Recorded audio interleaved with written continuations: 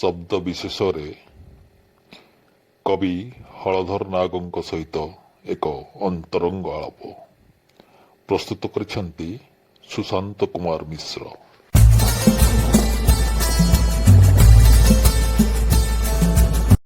जुहार, मैं सुशांत कुमार मिश्र। आज आपण मान को गोटे विशेष कार्यक्रम के स्वागत। आज जे आमर जीवन आदर्श, माटिर संस्कृति, माटिर मनुष्य उपरे जहार सृजन, निजर कथा के बनियन पाखु लोक पाउथबार लगे जे लोक कवि, माटिर स्वाभिमान और अस्मिता के धरी रखिथिबार जेन कवि, ईठार भाषा संस्कृति के सारा पुरथिनो चिन्हवार उदय जे ब्रांड आंबासेडर से और अलगा किहे नुहे, आमर गर्व, आमर गौरव, आमर स्वाभिमान प्रतीक पद्मश्री लोककवि रत्न डॉक्टर हलधर नाग महोदय, जहार कवितार आवाज सुपसी मायट नु आकाश तक गुलजारंकर भाषा रे जे गाँर मैट उपरे चलने लागसी, धरती उपरे चालुछन, समाज रो असमानता लगी विद्रोहर बदल रे जे विश्व प्रेमर वार्ता देसन। आसुन से लोककवि हलधर नाग को आज कार्यक्रम के आम स्वागत करना। आज्ञा आपन को नमस्कार। आज कार्यक्रम के स्वागत। आपण आज जने भारत रो जनाशुना कवि, भारत रो चर्चित कवि, हेले आपनकर गला दिन केंदा थिला, आपनकर जीवन जीति केंदा थिला, ई बाबद रे विपद कहबे। कविर जीवन तो भगवान अन्य उपादान के वर्षन कवि चढ़े नहीं चढ़े उतरते नहीं थाए। कवि जीवन में बहुत विपद आपद आसी, कवि जीवन विपद आपद मारी आसी बार बार, हेले विपद घोषी कवि नहीं भूते पर्वत सरकार पर्वत सुंदर लहड़ा ढिसी हो केचरे, हेले पर्वत ट्रक नहीं टले लहड़ा ढिसी जाए पड़े। जिते विपद आपद आसी, जिते अभाव अनाटन असुविधा अच्छी ताके अतिक्रम करके चलते कवि, ना अभाव अनाटन के विपद आपद के नहीं लिखी पारे निजर जीवन रो अनुभूति के ही लिखी कवि। तो आपनकर जेन अनुभूति, आपनकर माने कवि चेतनाटा केनता करी आसला, केन ठानु आसला,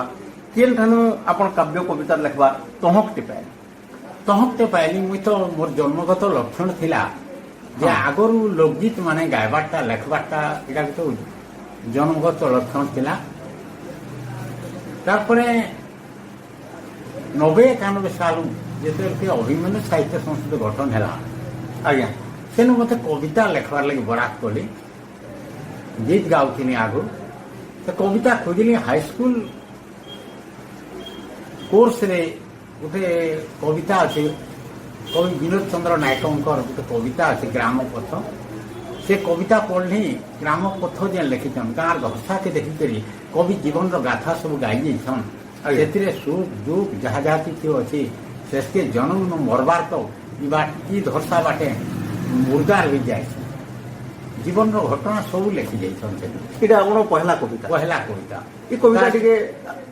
हाँ तार छाया रे गुटे जेन कविता लिखली ढोड़ो बरगज। हाँ से कविताटा होची ढोड़ो बरगज। आज्ञा बोले पीढ़ी पीढ़ी करी केते पीढ़ी गलान मुड़ टेकी अच्छे ठिया, गाँ मुड़ सार ढोड़ो बरगज धरसार डेबिया। ढोड़ो बरगज बोले बुढ़ा बरगज, सब गाँव गाँ मुड़ से गुटे गुटे बरगज नहीं थी क्या। ये बरगज के केन्द्र करके लिखली कविता ढोड़ो बरगज, जनता की कवि विनोद चंद्र नायक लिखिछन जे गाँव भाषा के केन्द्र करके लिखिछन। मुई गाँव बरगज के केन्द्र करके लिखली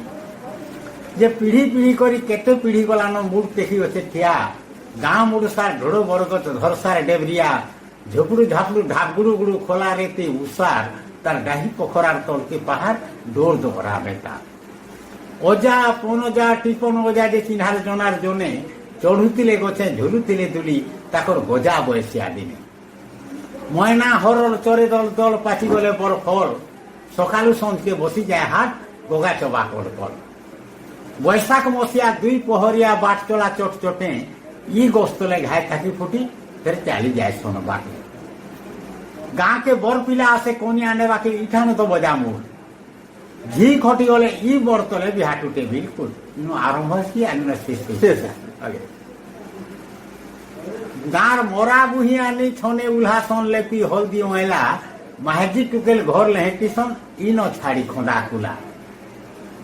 রাত বিকালে সম সম চোর গাঁ খইলে হেলে থিনা ই গোস্তলে হেসি ভাগমোটা টঙ্কা সুনা করি গিনা রশিয়া টাক্সি রোসেন কে তো মাছি অন্ধরিয়া বেলে উধলিয়া যাবে সৎকর্ষণ ই বরগস্তলে দেখুছে জানুছে শুনুছে গুনুছে নাই ফুটে তার কাপু তার কুণ নাই ন তুণ ଥିଲେ বেলে বুপরা কানা কানা কহেতা হেলে তার কুণ নাই ন হেলে দেখুছে জানুছে শুনুছে গুনুছে নাই ফুটে তার কাপু କିଛି କହେ ନାହିଁ ଗାଁର କୁନ୍ଦା ସାଥୀ ହେଇ ସେ ଟେକି ଅଛେ ବାହାବକୁ ସେ ଟେକି ଅଛେ ବାହାବକୁ ଆଜ୍ଞା ଆପଣ ଢୋଡ ବରଗଛଠାନୁ ଧରି ବଢିଆ ବଢିଆ କାବ୍ୟ ଉର୍ମିଲା ପ୍ରେମ ପହଚାନ ବଛର ବହୁତଟେ କାବ୍ୟ ସୃଜନ କରିଛନ୍ତି ଆପଣ ପ୍ରକୃତି ମାନବିକ ଭାବ ପୌରାଣିକ କଥା ଆଧ୍ୟାତ୍ମିକ ଭାବ ସବୁ କିଛି ଆପଣଙ୍କ ରଚନା ଭିତରେ ରହିଛି ହେଲେ ଆପଣଙ୍କୁ କେନ୍ ପ୍ରକାର କବିତା ଲେଖବାର ଲାଗି ବେଶୀ ଆନନ୍ଦ ମିଳୁଛି ବେଶୀ ଖୁସି ଲାଗେ କବିତା ତ ସବୁ ପୌରାଣିକ ହଉ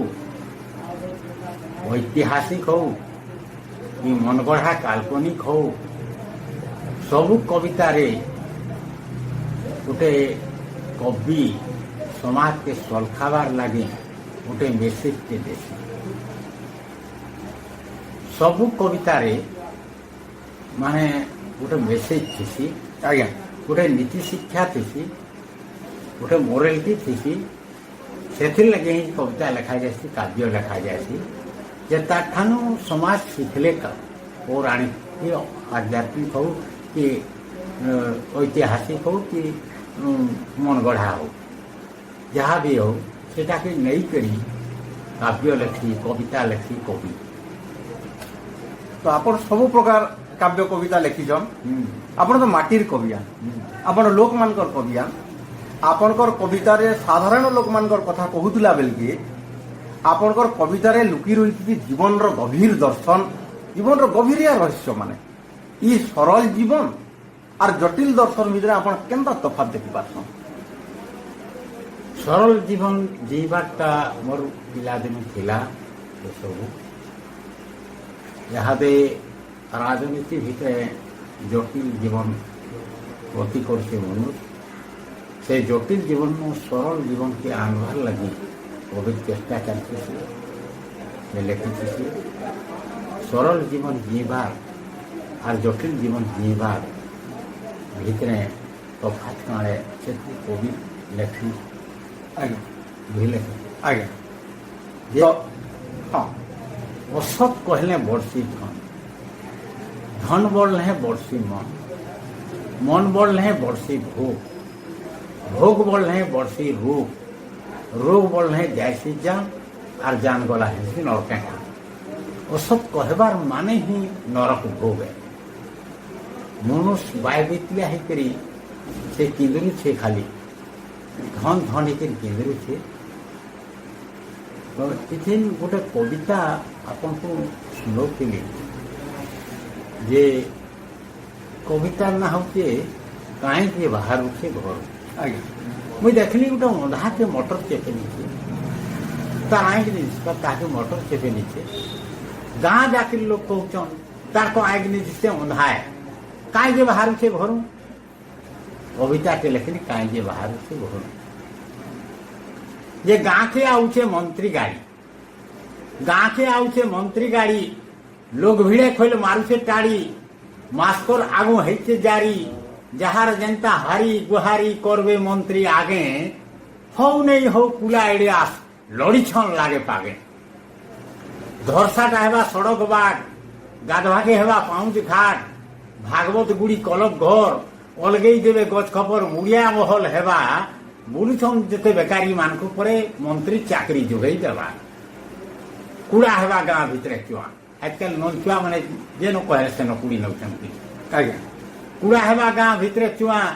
বন্ধকটা হেবা মাইট বুহা মন্ত্রী কে করি পারলে হাত দোকান লাইন বস্তর ভাত দেবে সরকার লুকি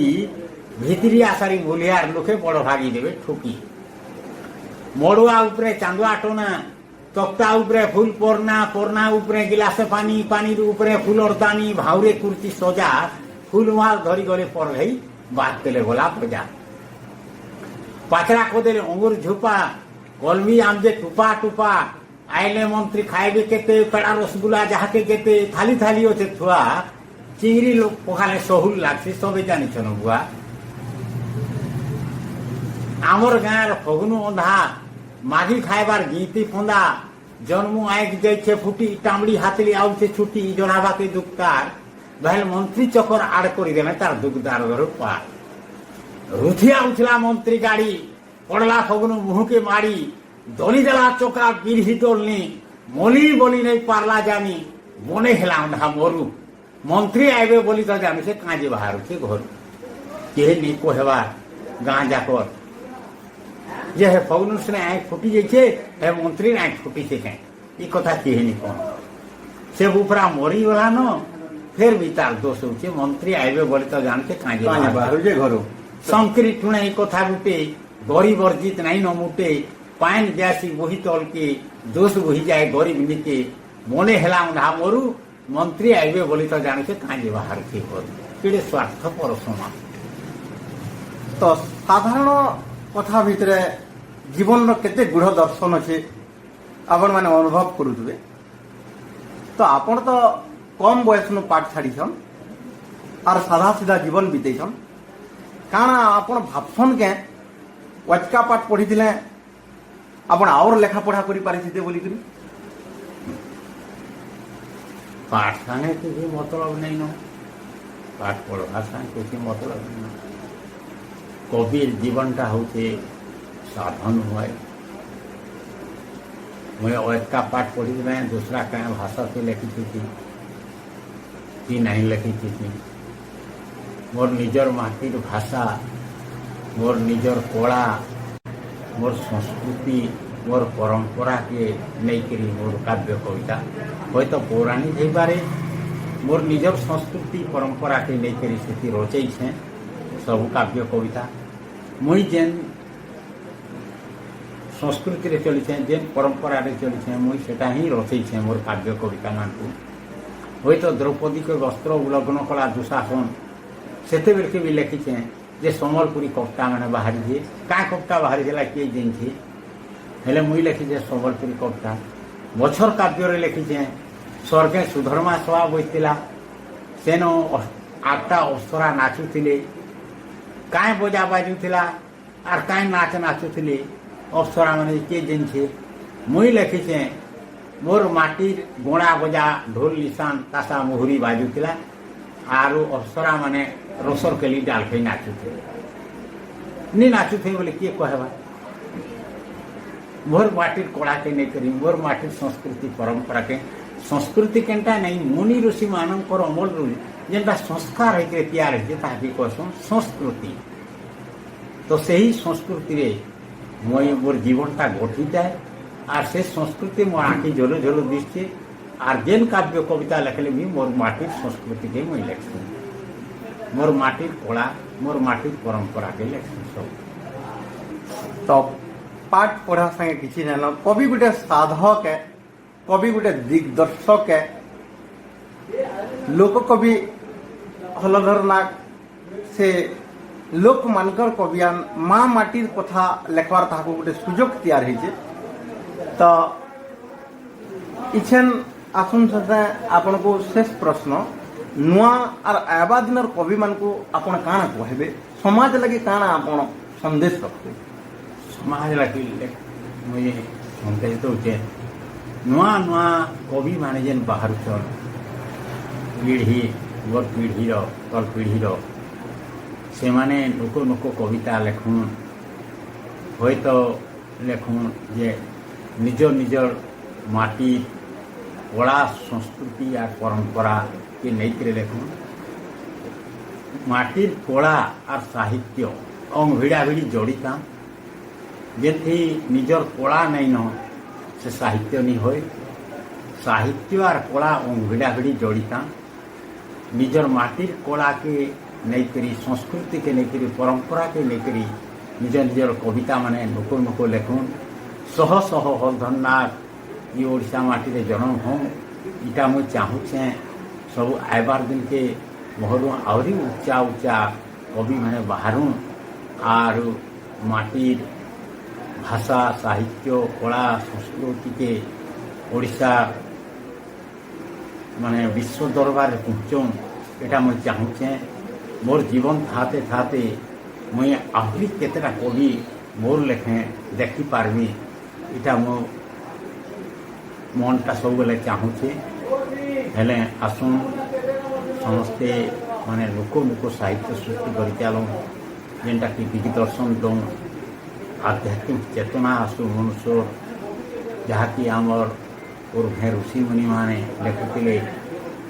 वाल्मीकि लेखुले रामायण व्यासदेवी लेखुले महाभारत भागवत एंता कवि माने भीम भई जगन्नाथ दास एंता ओडिशा माटी रे जन्म हूँ फिर घाए मुई का करी मोर नुआर बड़ बड़ कवि माने बाहर इटा मुई चाहूचे सब बोले आ सन्देश दौचे ये कवि हूँ स्रष्टा कवि हूँ ब्रह्मा कवि हूँ जुगजन्मा कवि लेखला पर भगवान पूजा पाइले कवि नहीं लिखिले भगवान पूजा नहीं पाइते आदि कवि वाल्मीकि रामायण लिखले बोले आम राम भगवान के जानला व्यासदेव महाभारत भागवत लिखले बोलिक आम कृष्ण भगवान को जानला तेणु कवि थोड़े थारी जीवन के घड़ीसे कवि समाज के सरखावा लगे भगवान जुग जुग पर गोटे कवि जन्म देसी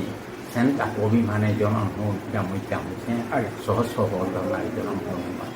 आज्ञा अभाव अखंड दुखर जंजाल कादुर दलदली भितर मुड़ टेकी कविर साहित्य आज कदम फुल लेखे लुबलुबनिया वर्षा और दबदबौछे बरकस साहित्य उदय समाज की आशा